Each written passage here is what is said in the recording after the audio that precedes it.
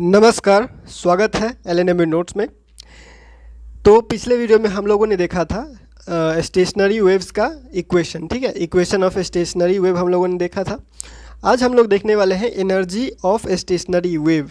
Stationery waves का जो energy होता है वो कितना होता है या फिर कैसा होता है। तो देखिए, पहले हम लोगों ने जब इंट्रोडक्शन या फिर जो हम लोग प्रॉपर्टीज़ कर रहे थे स्टेशनरी वेव का, उसमें हम लोगों ने एक चीज़ कहा था कि जो स्टेशनरी वेव्स का एनर्जी होता है, एनर्जी ट्रांसमिशन जो होता है वो ज़ीरो होता है। एनर्जी कोई ट्रांसमिट एनर्जी का जो है वो नहीं होता है, ठीक है, इसमें स्टेशनरी वेव में। तो उसी चीज़ को हम लोग देखेंगे। पहले थोड़ा सा जो है वो काइनेटिक एनर्जी, पोटेंशियल एनर्जी, ये सारा चीज़ वाला चीज़ आएगा, ठीक है, उसके हिसाब से देखेंगे। उसके बाद एक जो है वो मैथमेटिकल मेथड या एनालिटिकल मेथड देखेंगे। तो इस वीडियो में हम लोग सिर्फ यही बात करेंगे टोटल एनर्जी, ठीक है। टोटल एनर्जी क्या होता है आप लोगों को पता है, kinetic energy plus potential energy होता है, ठीक है। तो वही चीज़ उसके हिसाब से हम लोग चलेंगे, धीरे धीरे एक एक करके एक एक स्टेप जो है वो आगे बढ़ेंगे और चीज़ें आपको जो है वो समझ में आती जाएगी। तो सबसे पहले आप लोगों को ये याद रखना है, या जो अगर पिछले क्लास से कुछ आपको लेके चलना है, तो इसमें जो ध्यान रखने वाला बात है, देखिए जब हम लोग SHM कर रहे थे, सिंपल हार्मोनिक मोशन कर रहे थे, तो उसमें जो एनर्जी हम लोगों ने देखा था, तो उस टाइम पे हम लोगों ने क्या कहा था कि जो काइनेटिक एनर्जी होता है वो मीन पोजीशन पे क्या होता है, मैक्सिमम होता है। मीन पोजीशन पे यानी कि जो फिक्स उसका पोजीशन है, जो उसका इक्विलिब्रियम पोजीशन था, उस पे काइनेटिक एनर्जी क्या था, मैक्सिमम था। और जहाँ काइनेटिक एनर्जी मैक्सिमम होता है वहाँ पोटेंशियल एनर्जी मिनिमम या फिर जीरो, ठीक है। मिनिमम यानी जीरो ही जो है वो होता है।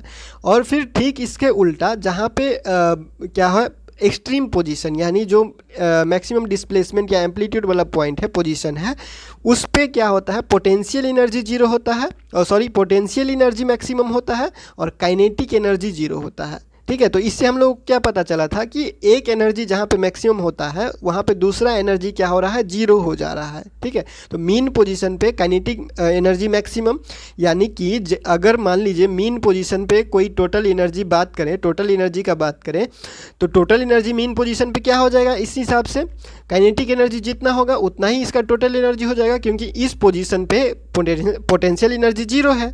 तो कि जितना काइनेटिक एनर्जी होगा, मैक्सिमम काइनेटिक एनर्जी, उतना ही इसका टोटल एनर्जी हो जाएगा, ठीक है। तो इस बात को ध्यान में रखते हुए, और kinetic energy plus potential energy होता है, इस बात को भी ध्यान में रखेंगे। उसके बाद जो हम लोगों ने इक्वेशन ऑफ स्टेशनरी वेव निकाला हुआ है, उस इक्वेशन को भी ध्यान में रखेंगे। और फिर वहाँ से हम लोगों ने वेलोसिटी का बात किया हुआ था। इक्वेशन ऑफ स्टेशनरी वेव में हम लोगों ने velocity, strain, notes, anti notes, ये सारे बात किए हुए थे। तो वेलोसिटी वहाँ से जो किए हुए थे वही चीज़ है, इक्वेशन और वेलोसिटी। उसके बाद धीरे धीरे देखते हैं कैसे आगे बढ़ना है। तो सबसे पहले आप लोगों को पता है कि ये चीज़ लिख दिया गया है, in a stationary wave particle of the medium vibrates about its mean position. मतलब देखिए इक्वेशन स्टेशनरी वेव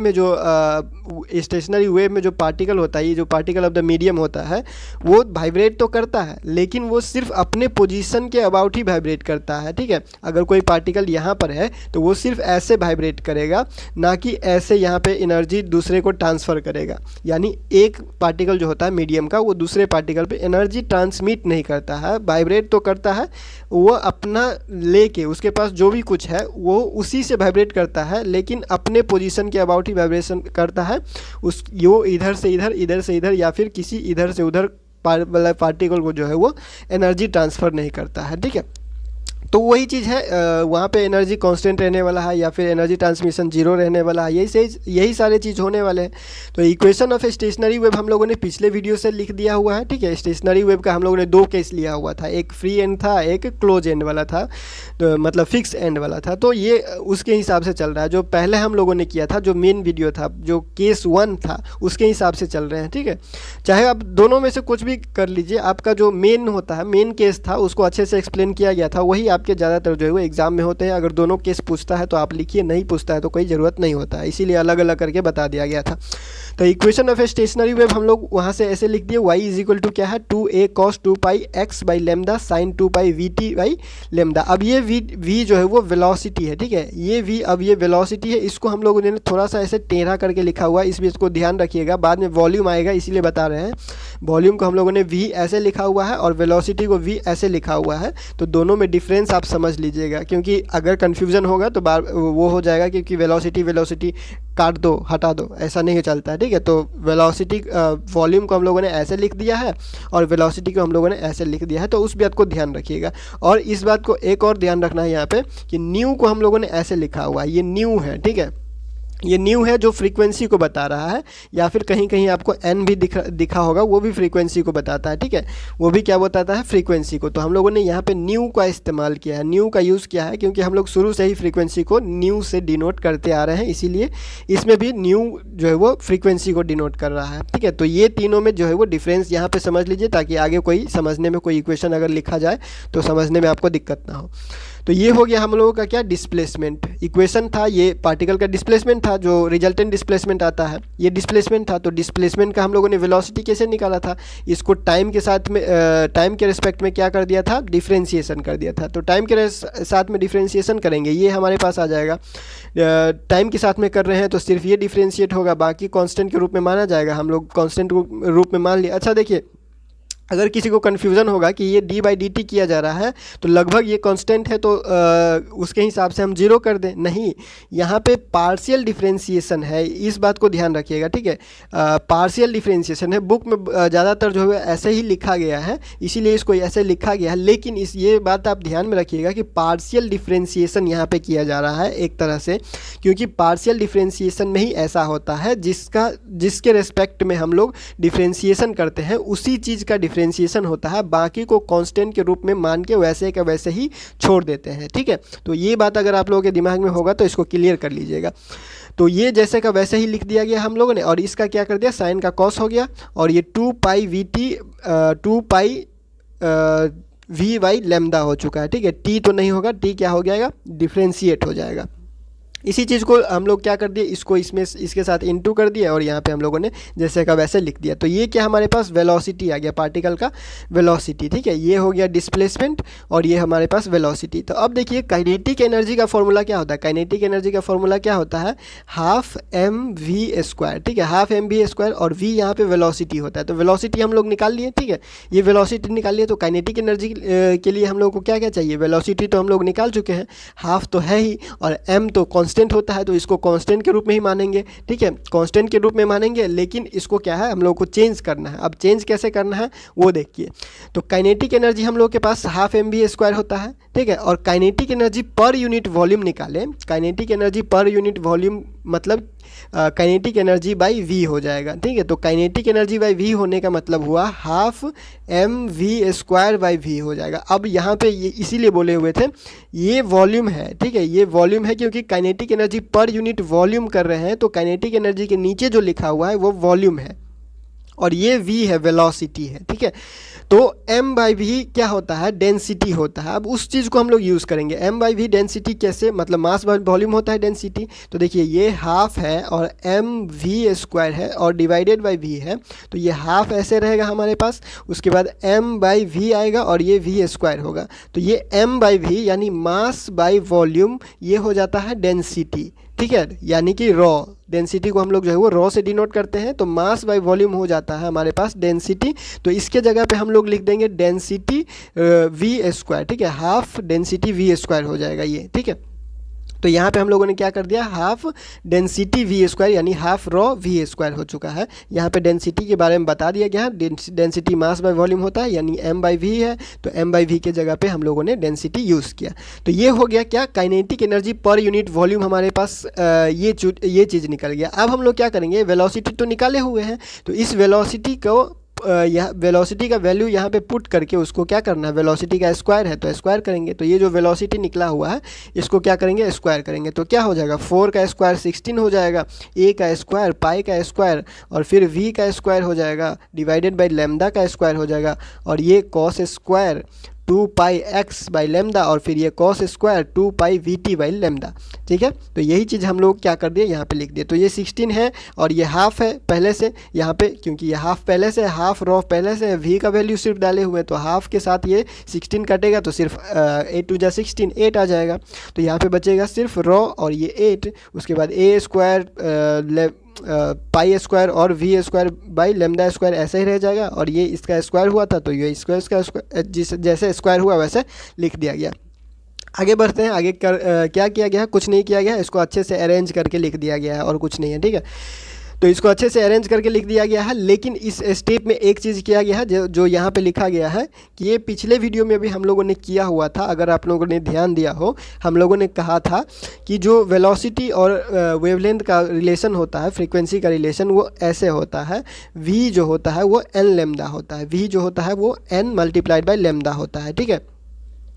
तो अगर हम v बाई लेमदा कर दें इज इक्वल टू n हो जाएगा, यानी n फ्रीक्वेंसी को डिनोट कर रहे हैं, तो फ्रीक्वेंसी के जगह पे हम लोगों ने n के जगह पे हम लोगों ने न्यू यूज़ किया है, तो v by lambda is equal to हो जाएगा न्यू, ठीक है। तो v by lambda is equal to हो गया न्यू। तो यहाँ पे देखिए v by lambda is equal to sorry तो यहाँ पे देखिए ये जो हमारे पास v बाई लेमदा है वो हमारे पास क्या हो जाएगा, न्यू, ठीक है। ये वाला जो है v बाई लेमदा सॉरी ये जो है v बाई लेमदा, यहाँ पे ये v बाई लेमदा जो है ये क्या हो जाएगा हमारे पास, न्यू, ठीक है। तो v square by lambda square है तो न्यू स्क्वायर हो जाएगा, बस उसी चीज़ को लिखा गया, बाकी वैसे ही है 8 और उसके बाद रॉ, ठीक है। उसके बाद a स्क्वायर, फिर पाई स्क्वायर और v square by lambda square को न्यू स्क्वायर कर दिए और ये वैसे का वैसे, ये वैसे का वैसे ही रह गया, ठीक है। आगे बढ़ेंगे तो ये जो एनर्जी है ये हमारे पास काइनेटिक एनर्जी निकला। तो काइनेटिक एनर्जी अगर हम लोग निकला तो अभी इस काइनेटिक एनर्जी को अगर हम लोग मैक्सिमम काइनेटिक एनर्जी करें तो वो ही हमारा क्या होगा, टोटल एनर्जी होगा, ठीक है। हम लोगों ने शुरुआत में ही एक्सप्लेन किया है, टोटल जो हमारे पास एनर्जी होगा वो किसके बराबर होगा, मैक्सिमम काइनेटिक एनर्जी के बराबर होगा। तो मैक्सिमम काइनेटिक एनर्जी कब होगा, ये kinetic energy per unit volume निकला। अब इसको अगर मैक्सिमम करना हो तो मैक्सिमम कब हो जाएगा, जब हम लोग इसका वैल्यू 1 कर देंगे, ठीक है। जब हम लोग इसका वैल्यू 1 कर देंगे, क्योंकि ये जो है हमारे पास इसका वैल्यू, ये जो कॉस का वैल्यू है इसको अगर हम लोग 1 करें तो कॉस का जो मैक्सिमम वैल्यू होता है वो 1 होता है, तो इसको अगर 1 कर दें तो सिर्फ हमारे पास यही बचेगा, और इसके साथ अगर 1 इंटू भी होता है तो ये सिर्फ इतना ही बचेगा वैल्यू। तो टोटल एनर्जी कितना आ जाएगा, ये जितना बचा उतना ही आ जाएगा टोटल एनर्जी, ठीक है। तो हमारे पास kinetic energy to be maximum, इसको जो है वो 1 होना पड़ेगा, इसीलिए इसके जगह पे 1 पुट करेंगे तो total energy per unit volume हमारे पास इतना आ चुका है, जो बचा था उतना ही है। इसको हम लोग इक्वेशन 3 नंबर नाम दे देते हैं। अच्छा ध्यान रखिएगा, हम लोग लिख रहे हैं total energy per unit volume, फिर kinetic energy per unit volume, ऐसे टाइप से लिख रहे हैं, ठीक है। बाद में हम लोग पर यूनिट वेवलेंथ भी लिखेंगे। आगे कंटिन्यू करते हैं, ठीक है। तो आगे कंटिन्यू करेंगे तो यहाँ पे हमारे पास क्या आ जाएगा, total energy per unit volume तो आ चुका है। अब टोटल एनर्जी हम लोगों को पर यूनिट वेव लेंथ निकालना है, मतलब total energy for A wave length निकालना है। फॉर ए वेव लेंथ, एक कंप्लीट वेव के लिए जो हमारे पास एनर्जी होगा वो कितना होगा वो निकालना है। तो देखिए एक कंप्लीट वेव के लिए जब एनर्जी निकालना होगा तो ये तो यूनिट वॉल्यूम के लिए निकाला हुआ है, एक छोटा सा वॉल्यूम के लिए निकाला हुआ है, ठीक है। तो अगर इस चीज़ को हम अगर आगे जोड़ते जाएं, कब तक जोड़ेंगे, x प्लस लेमदा तक। लेमदा क्या है, वेव लेंथ है, ठीक है। वे लेमदा है हमारे पास, वेव लेंथ है। तो x प्लस लेमदा तक, x से लेके x प्लस लेमदा तक अगर हम इस पूरे यूनिट वॉल्यूम को इंटीग्रेट कर दें, यानी समेशन कर दें, समेशन ही होता है इंटीग्रेशन एक तरह से, ठीक है। तो इसको सबको जोड़ दें तो हमारे पास क्या आ जाएगा, total energy for A complete wave. तो ये यूनिट वॉल्यूम के लिए निकला और इसको हम लोग इंटीग्रेट कर रहे हैं x से लेके x प्लस लेमदा तक लिमिट में, ठीक है। लिमिट लगा के x से लेके x प्लस लेमदा तक इस चीज़ को क्या कर रहे हैं, इंटीग्रेट कर रहे हैं। और ये जो टर्म है हमारे पास, ये वाला टर्म कॉमन है तो इसको बाहर निकाल दिया गया है, और ये जो टर्म है कॉमन मतलब कि ये कांस्टेंट है तो बाहर निकाल दिया गया है, कांस्टेंट नहीं है, इसको इंटीग्रेट करना है। x के रिस्पेक्ट में क्या हो रहा है, इंटीग्रेशन हो रहा है, तो ये हमारे पास आ चुका है। अब हम लोग जो है वो ये cos square 2 pi x by lambda dx है इंटीग्रेशन के अंदर। तो cos square 2 pi x by lambda को अगर हम लोग देखें ट्रिग्नोमेट्रिक फार्मूला से अगर यूज़ करें, ट्रिग्नोमेट्रिक यूज़ करना पड़ेगा क्योंकि इंटीग्रेशन सिंपल करना है। तो ये हमारे पास जो होता है कॉस स्क्वायर एक्स जो होता है, कॉस स्क्वायर एक्स जो होता है वो किसके बराबर होता है। तो अगर हम लोग पीछे फॉर्मूला में जाएं तो यहाँ पे देखिए साइड में आपको लिख दिया गया है कि cos 2x जो होता है, cos 2x जो होता है वो बराबर होता है 2 cos स्क्वायर x माइनस 1 के, ठीक है। तो इस हिसाब से हमारे पास जो cos 2x होगा, ठीक है। तो cos 2x इस हिसाब से, अब इस इक्वेशन को कैसे लिख सकते हैं, ये -1 है, इस -1 को अगर हम लोग इस तरफ ले जाएं तो ये क्या हो जाएगा, cos 2x प्लस 1 हो जाएगा, cos 2x प्लस 1 हो जाएगा, और इस 2 को अगर हम लोग इस तरफ लेके आ जाएँ तो ये डिवाइडेड बाई 2 हो जाएगा, तो cos 2x plus 1 divided by 2। तो cos 2x plus 1 divided by 2 cos square x के बदले, तो यहाँ पे x को छोड़ के, ठीक है, x को छोड़ के जितना चीज़ है, x को छोड़ के ये जो चीज जितना चीज़ है इसमें जो cos x cos इसको छोड़ के, ठीक है, इसको छोड़ के जो cos स्क्वायर x है उसका फॉर्मूला हम लोग लगा के लिखेंगे, और बाकी ये जैसे है वैसे वो उसी पोजीशन पे रहेगा। कहने का मतलब ये है cos स्क्वायर x का क्या लिखा हुआ है, cos 2x डिवाइडेड बाई 2, ये प्लस 1 है, फॉर्मूला से आया, और ये जैसे था जिस पोजीशन पे हम लोग उसको वैसे ही छोड़ दिए, ठीक है, जो कांस्टेंट था उसको वैसे ही उसी पोजीशन पे रहने दिया और हम लोगों ने फॉर्मूला लगाया। अब क्या करेंगे, तो 1/2 को बाहर निकाल दिया तो हमारे पास क्या बचा, ये वाला चीज़ बचा, ठीक है, उसके बाद प्लस 1 बचा, 1/2 बाहर निकल चुका है तो हमारे पास सिर्फ ये बचा। तो हम लोग क्या करेंगे, अगर हम लोग इसको सही से, हम लोग इसको ऐसे लिख इसलिए रहे हैं cos 2 into 2 pi by lambda into x, क्योंकि हम लोगों को बाद में ज़रूरत पड़ेगा अलग अलग चीज़ समझने के लिए। प्लस 1 है, अब इसको सिंपल सा इंटीग्रेशन है, तो cos का इंटीग्रेशन साइन हो जाएगा और 1 का इंटीग्रेशन x हो जाएगा, और जो जैसे है वैसे ही रहेगा, cos का इंटीग्रेशन जो जैसे है वैसे ही रहेगा, और नीचे में ये वाला चीज़ आ जाएगा, ठीक है, ये जो टर्म है हमारे पास कांस्टेंट वाला टर्म वो नीचे में आ जाएगा। सिंपल सा इंटीग्रेशन है, तो cos का साइन हो गया इंटीग्रेशन, और जो ऊपर वाला था वो वैसे का वैसे ही है कांस्टेंट वाला टर्म, और कांस्टेंट वाला टर्म नीचे भी आ जाएगा, और 1 का इंटीग्रेशन जो है वो x हो जाएगा, ठीक है। तो अब क्या करेंगे, इंटीग्रेशन तो हम लोगों ने कर लिया, अब इंटीग्रेशन कर लिया तो फिर लिमिट भी पुट करना पड़ेगा, और लिमिट पुट कैसे करते हैं, तो x के जगह पे एक बार अपर लिमिट डालेंगे और फिर minus lower limit, upper limit minus lower limit होता है, सिंपल सा इंटीग्रेशन। तो एक बार x के जगह पे क्या करेंगे, एक बार x के जगह पे x प्लस लेमदा डालेंगे अपर लिमिट, उसके बाद फिर x डालेंगे लोअर लिमिट, दोनों को क्या करेंगे, माइनस करेंगे, ठीक है। तो हम लोगों ने क्या किया, इसको देखिए, सबसे पहले हम लोगों ने इसको अलग कर दिया, ये 4 पाई और 1 by lambda x by lambda को हम लोगों ने अलग किया। ये क्यों किया गया है अभी पता चल जाएगा। तो इसको हम लोगों ने सबसे पहले अलग किया, और x के जगह पे हम लोगों ने क्या किया, x प्लस लेमदा डाल दिया, ठीक है, x के जगह पे फिर x प्लस लेमदा डाल दिया, ये हो गया अपर लिमिट का बात। उसके बाद लोअर लिमिट की बात करेंगे तो x के जगह पे x ही है, और फिर इस x के जगह पे x ही है, लेकिन माइनस है, साइन माइनस है क्योंकि माइनस कर रहे हैं, ठीक है। तो अब आगे बढ़ते हैं, तो ये माइनस एक्स ये प्लस एक्स कट जाएगा, minus x plus x cut जाएगा। उसके बाद ये देखिए, ये जो होता है यहाँ पे साइन एन पाई बराबर 0 होता है, हमेशा 0 होता है, साइन एन पाई बराबर हमेशा 0 होता है। कैसे 0 होता है, तो देखिए, अगर हम लोग ये एक्स एक्सिस और वाई एक्सिस ले, ये एक्स मान लीजिए वाई मान लीजिए, तो यहाँ पे जो पाई का वैल्यू होता है, साइन का वैल्यू होता है, साइन 0 का वैल्यू होता है। साइन अगर यहाँ से स्टार्ट करें तो साइन 0 का वैल्यू 0 होता है, फिर साइन यहाँ पे अगर आए तो साइन पाई हो गया, तो साइन पाई का वैल्यू भी 0 होता है यहाँ पे, ठीक है। तो इसी तरह से 0 फिर 1 पे फिर 2 पे, इस तरह से क्या होता है, साइन एन पाई पे। अगर डिटेल में देखना है तो आप सर्च कर लीजिएगा, या फिर अगर आपको पता हो तो कोई दिक्कत नहीं है। साइन एन पाई बराबर क्या होता है, 0 होता है। तो इस चीज़ को अगर हम लोग ठीक से देखें तो ये साइन क्या है, साइन एन, ठीक है, ये साइन एन पाई के रोल क्या कर रहा है, ये साइन एन पाई का रोल ले रहा है, तो मतलब इसको क्या कर सकते हैं हम, इस फॉर्मूला में ढाल सकते हैं। तो साइन एन पाई बराबर 0, यानी पूरा का पूरा ये वाला टर्म 0 हो जाएगा। तो ये वाला टर्म जहाँ जहाँ है वहाँ क्या हो जाएगा, 0 हो जाएगा, ठीक है। तो ये वाला टर्म जहाँ जहाँ है, ये वाला टर्म यहाँ से यहाँ 0, यहाँ से यहाँ ये 0 हो चुका है, ये भी 0 हो चुका है, माइनस एक्स से प्लस एक्स कट चुका है। तो ये बचेगा सिर्फ लेमदा। इतने इक्वेशन में हम लोगों के पास सिर्फ लेमदा ही बचा है, तो इस लेमदा को बाहर निकाल देंगे, ये लेमदा इसके साथ इनटू हो जाएगा, जो आएगा ये हमारे पास total energy for a wavelength, ये total energy for a wavelength, ठीक है। अब एक चीज़ को याद रखिए, यहाँ पे लिख दिया गया है कि total energy of A wavelength क्या है, डायरेक्टली प्रोपोर्शनल है वेवलेंथ के एम्पलीट्यूड के स्क्वायर के, एम्पलीट्यूड के स्क्वायर के डायरेक्टली प्रोपोर्शनल है total energy of A wavelength, total energy for a wavelength. Total energy for a wavelength किस केस में, स्टेशनरी वेव्स के केस में टोटल एनर्जी एम्पलीट्यूड के स्क्वायर के डायरेक्टली प्रोपोर्शनल है। इस चीज़ को ध्यान में रखिए, ठीक है। अब देखिए, हम लोगों को एक चीज़ पता है कि जो जो वेव्स बनता है, स्टेशनरी वेव्स बनता है, वो स्टेशनरी वेव्स कैसे बनता है, दो identical same amplitude same frequency ये सारा चीज़ का जो है वेव्स जो है वो एक बार क्या कर राइट में जाता है, ठीक है, फिर x प्लस एक्स डायरेक्शन में जा रहा है मान लीजिए, तो फिर रिफ्लेक्टेड क्या होता है, निगेटिव एक्स डायरेक्शन में होता है। तो अगर सब कुछ सेम है, सब कुछ अगर सेम है, सब कुछ सेम है और कांस्टेंट हो गया एनर्जी, तो दोनों एक दूसरे को क्या कर देगा, कैंसिल कर देगा, क्योंकि इधर पॉजिटिव से जा रहा है, इधर आ रहा है निगेटिव से, तो दोनों एक दूसरे को क्या कर देगा, कैंसिल कर देगा। तो इसीलिए यहाँ पे कोई एनर्जी ट्रांसफ़र नहीं होगा। तो ये तो थियोरेटिकल बात है, हम लोग नेक्स्ट वीडियो में देखेंगे उसका एनालिटिकल या मैथमेटिकली जीरो कैसे हो जाता है।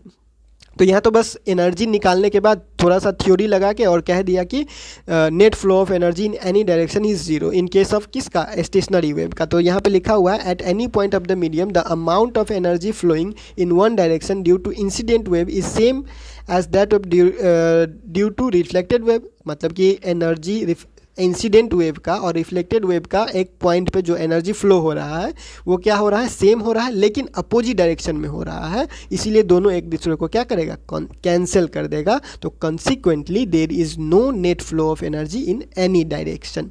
कंप्लीटेड, ये यहाँ तक आप लोग का एक कंप्लीट होता है, एक हिस्सा कंप्लीट होता है इसका। तो एग्जाम में अगर बोला जाए कि एनर्जी लिखने के लिए तो आप यहाँ तक लिख के ख़त्म कर सकते हैं। काइनेटिक एनर्जी, टोटल एनर्जी हम लोगों ने लिख लिया है। अगर बोला पोटेंशियल एनर्जी निकालने के लिए तो क्या करेंगे, तो आगे है वैसे वो बता रहे हैं कि जो पोटेंशियल एनर्जी है, टोटल एनर्जी है, वो क्या होता है, kinetic energy plus potential energy. तो काइनेटिक एनर्जी हम लोगों को पता है, kinetic energy per unit volume निकाल लिए, total energy per unit volume निकाल लिए, टोटल एनर्जी निकल चुका है, काइनेटिक एनर्जी निकल चुका है। तो पोटेंशियल एनर्जी आराम से निकलेगा। कैसे निकलेगा, टोटल एनर्जी में से काइनेटिक एनर्जी माइनस कर देंगे, पोटेंशियल एनर्जी निकल जाएगा। टोटल एनर्जी में से काइनेटिक एनर्जी माइनस कर देंगे तो क्या हो जाएगा, पोटेंशियल एनर्जी निकल जाएगा। सिंपल है और कुछ नहीं करना है। इसमें क्या किया गया है, total energy per unit volume जो लिखे थे, इक्वेशन आया था उसको लिख दिए, फिर माइनस करना है kinetic energy per unit volume को, kinetic energy per unit volume जो है उसको लिख दिए, दोनों में से जो कॉमन है उसको निकाल दिए, फिर जो बचा उसको लिखे, तो 1 minus cos square theta sine square theta, बस हो गया। यहाँ पे साइन के जगह पे आ गया, बस कंप्लीटेड। ये हो गया potential energy per unit volume, ठीक है। तो काइनेटिक, पोटेंशियल, टोटल तीनों का जो है वो स्टेशनरी वेव का क्लियर।